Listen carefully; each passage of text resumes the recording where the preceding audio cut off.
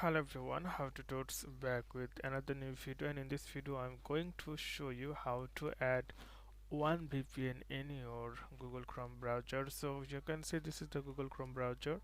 So what you need to do, you need to click here three dot, simply click on that and then click here extension and visit Chrome Web Store. Click here, then you'll get the Chrome, then search here one VPN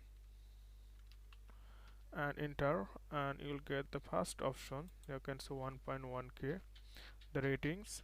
So what you need to do, you need to simply tap on the add to Google Chrome and click add extension, and that's it. So if you want to pin this on the bar, then click here and simply click here, and now it's okay. And if you click here simply one and just turn on, it's okay. So okay friend, today's no more, and thank you for watching.